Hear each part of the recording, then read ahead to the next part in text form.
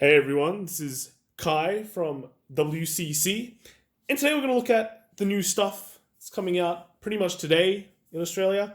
It's Aerial Steed Liberation. It's super hyped, got a lot of hyped up clans, and one of the most hyped up clans is Narukami. Now, Narukami is actually already quite popular in English, but now it's probably just going to get even more popular because it has some really great matchups against things like Bermuda Triangle. But unfortunately for Narukami, Bermuda Triangle is getting restricted in 3 weeks, so might not be relevant as much anymore. But let's still go through it. We'll go through it. It's still going to be quite hype, I reckon. English loves Narukami even when they kind of just meh. But with this set, they're definitely not meh anymore. They're going to be actually quite good. Now we'll first go through the deck, talk about why I'm running certain cards, and then we'll talk about its place in the current standard metagame and why the conversion rates for this deck actually doesn't seem that great or impressive compared to other things. So first off, we'll start with the zeros. You can see straight off the bat, I'm running 8 draws. Now, why are we running 8 draws? 8 draws is actually pretty standard in standard Narukami. One thing is that it is a very aggressive deck, so you want to always be able to draw cards to flood the field. You want to have extra cards so to offset the discard cost of Gauntlet Buster Dragon.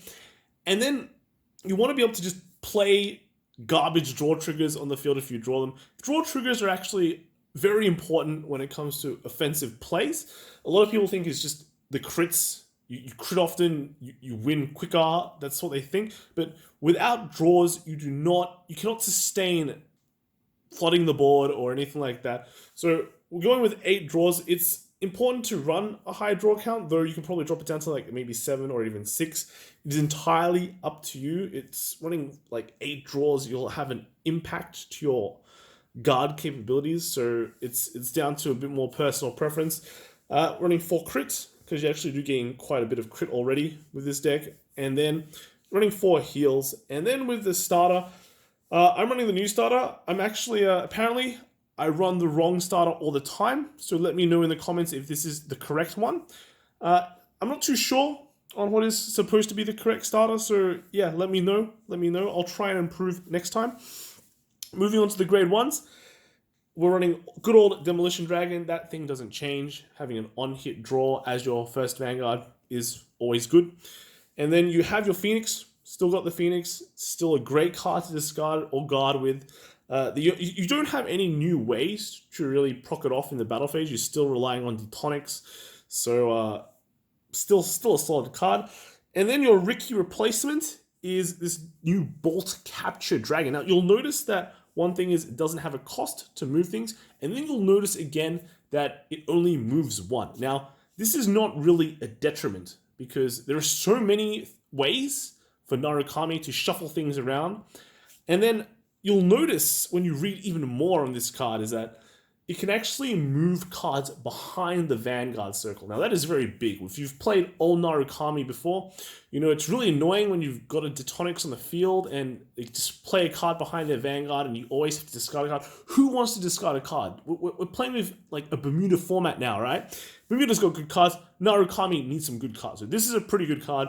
It will solve that problem for you. You just bind everything else, move that back row, and then Detonics that last card out for just free restand. Feels good, man. Grade 2s, we've got our Death Scythe still. Free removal. Well, not free, but counter blastless removal is always good. Against things not accel, you'll always get a 5k when you put on an accel circle. So it's just a solid card all around. One of the new cards, though, that got reprinted is Churro. This is actually a restander. Pretty cool. Pretty cool regard restander. It has a come into play effect to bind something, but basically after your Vanguard attacks, if your opponent has no front row regards, which is pretty much all the time when you're playing with this deck, you can just counterblast 1 and restand it. Very, very solid. And then your last card is Zuitan, another fan favorite, I guess, when you think of old Narukami. This guy is just more of a solid card. He doesn't have any fancy awesome effects, Basically, when something gets bound, you give this card and your Gauntlet Buster Dragon 5k, so it makes things fat. And then at the end of the battle, it just, when attack the Vanguard, you can put to Soul and draw a card. So overall, just a solid card. Keeps some consistency, lets you replace itself to add cards to your hand. Because you actually, when you commit with accel, you drop a lot of cards. Then with Gauntlet Buster, you actually discard cards too. So your hand count is pretty low near the end of the turn. So with Zuitan, it'll just help you get that hand back. End of your 8 draws, of course. And then on your grey 3s, you're stuck running your Detonics and your Gauntlet Buster Dragon. Now, Gauntlet Buster Dragon, it's pretty good. Honestly speaking, it's pretty good. You counterblast one and discard a card and just wipe their entire front row. And then it gets a crit and 5k for each empty front row that your opponent has. So basically, you can play this card, wipe the front row for just like discard 1 to plus X or minus your opponent X, and then you just get a bunch of crits. They have to guard this, or they're probably dead. Against like Force or Protect, this is pretty much just like 3 crit, 22k. Pretty standard. But then when you're playing as accel decks, then it starts getting pretty ridiculous. Every time they get another accel circle, you're just getting an extra crit and power. And pretty much, this deck just destroys accel decks. This is like one more card here. There's like Thunderbreak Dragon. I'll put it in. This is your flex slot. Pretty much everything else is quite standard. The only thing you should probably change is the trigger preference. And then there's one card, because everything else is quite good. So I'm just running an extra Thunderbreak. It's like a free front row removal, free Vermilion, and can kind of move diagonally things as well. Just in case when you just don't get... like, when you think about it, I'd rather ride a Gauntlet Buster against a lot of decks. But if I don't and I ride a Detonics, sometimes you might feel bad. The Thunderbreak is like the extra kind of Gauntlet Buster that will let you start wiping fields. So that's why I'm running that. You can probably just replace it for a grade 2, honestly. Or if you want some more ride consistency, even grade 1. It's not a big deal. So yeah, that's pretty much the deck. You go ham, you remove a lot of cards on the field. Feels good, that's all you do. Now, the real problem with this deck, the way I see that it doesn't get that kind of consistency in tournaments, is one, you are a very aggressive deck. And aggressive decks are pretty easily shut down when things don't go their way.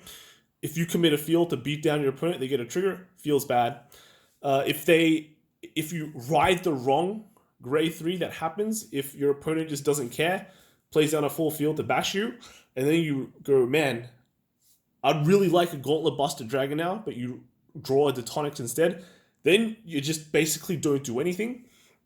And then the other way is not that bad. If your opponent doesn't play anything on the field and you want Detonics, but then you get a Gauntlet Buster, at least you're getting a bunch of crits and stuff. But you kind of see the problems a bit. When it goes good, it goes really good. If it goes badly, it goes pretty badly, because the Detonics doesn't really do much in a way when they've got a full field. You ride a Detonics against a full field or a field which has a bunch of stuff. You're relying on committing cards to the field to empty that field, and that kind of ends you with a low amount of cards in your hand. And then you get killed by things that like Dimension Police, big crits, you don't have your nulls because you've been committing, or you don't have enough guard because you've been committing. Even Bermuda can kind of just randomly force to and crit you back. Luckily, that probably won't happen that much anymore, but the dipole threat is still there. Now, where does this fit in the meta? It's like, if I think about going to a standard tournament, I'm not sure if I want to take this kind of deck, which is so skewed towards just winning and winning more, because when you just lose really badly, and that's not what you want to take to a tournament. You want consistency. But to a team tournament, this would probably be a very good pick. And then what it beats, it field wipes. It field wipes stuff. So against a lot of decks, that's pretty relevant. You'll basically beat every single accel matchup. I don't think that'll be a problem. You'll probably beat a lot of your protect matchups as well. You might suffer against Force. Force kind of gets a decent amount of hands, and then they have Force 2. If it's something like D-Pole, they're not going to care. They're just going to get big and crit you. Against other Force decks, they don't have to commit as much to the field to hit those numbers. Against like Force 1s even, they just put it all to the front row, and they don't have to commit like too much of a back row to give you a hard time. So that's going to be where your problems lie. In this meta though, it is kind of Force centric due to Bermuda and D-Pole and Messiahs. A lot of Force decks. Bermuda's going to be gone, but after this cycle, the next cycle, you're going to be meeting Murakumo, Pale Moon, and those kind of decks will probably be pretty good for you. Pale Moon usually ends on like 0 cards in the field. Hyuga kind of the same. Well, not the same, but if you wipe a Hyuga field, they really can't come back or hit you as hard. So if you get a Narukami deck now, if you upgrade it now, it will probably last you pretty well. Maybe in this current cycle, it might not be the best deck, but as more decks for like the new AL4 stuff come in, you'll probably be having fun with this deck even more back then. So overall, pretty nice deck, pretty fun deck. Basically, bash all the Accel clans you see in Nova, just have fun, make them feel sad, and see you guys in the next video. Bye.